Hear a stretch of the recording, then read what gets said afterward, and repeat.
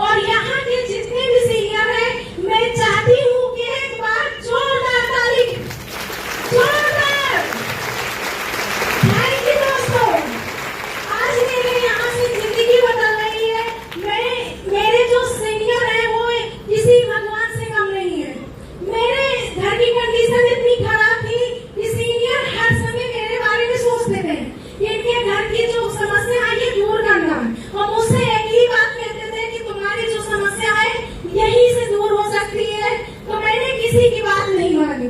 मैंने जब शुरुआत किया तो मेरे परिवार वाले, मेरे घर वाले बहुत सारी समस्या दी, बहुत सारी कष्ट मुझे झेलना पड़ा, लेकिन मैंने किसी की बात न मान के मैंने एक ही बात सोची कि मेरे यहाँ खाने का नहीं होगा तो कोई देने वाला नहीं है, लेकिन मेरे यहाँ खाने को होगा तो दुनिया पूछने वाली है, नहीं कोई पूछने वाला नहीं है।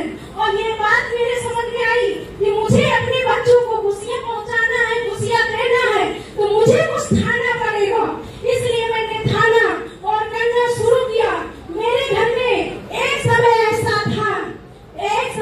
ऐसा था कि मैं तबीयत खराब हो जाती थी तो 2 रुपया टिकिया के लिए सोचती थी कि शायद 2 रुपया कहीं से मिल जाए तो मैं दवा करा लूं।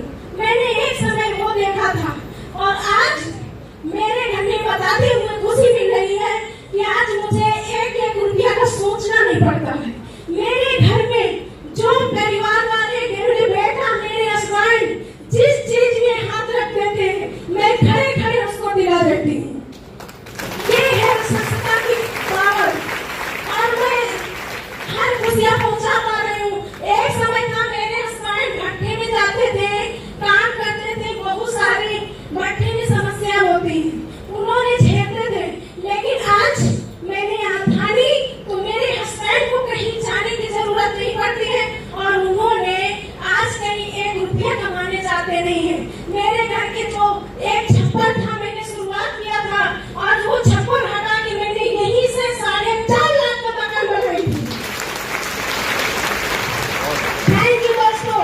और मेरे घर में एक साइकिल हुआ करती थी, 5 लोगों का परिवार था और 5 लोगों में वो भी जुगाड़ से चलती थी।